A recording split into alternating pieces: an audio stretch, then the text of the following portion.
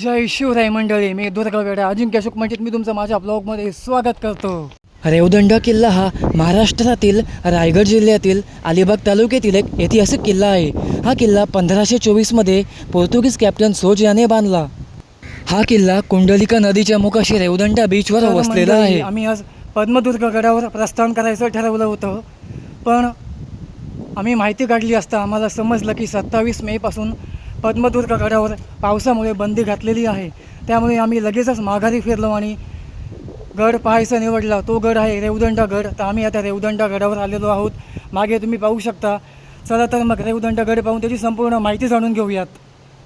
हा किल्ला सुरुवातीला पोर्तुगीजांच्या ताब्यात होता.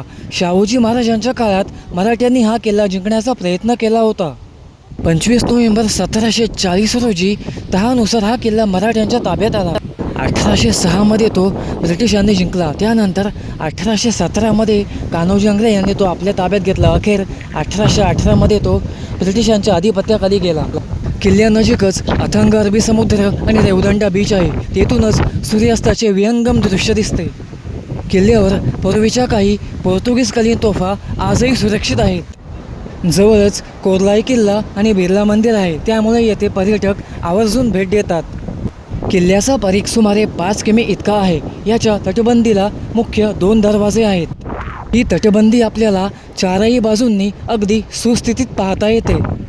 अलिबागपासून 17 किमी अंतरावर रेवदंडा हे गाव आहे. रेवदंडा गावात येण्यासाठी अलिबागवरून खाजगी वाहने आणि बसेस उपलब्ध आहेत. तर मंडळी, तुम्हाला आमचा आजचा व्हिडिओ कसा वाटला हे तुम्ही तुमच्या कमेंट्सद्वारे आम्हाला कळवा.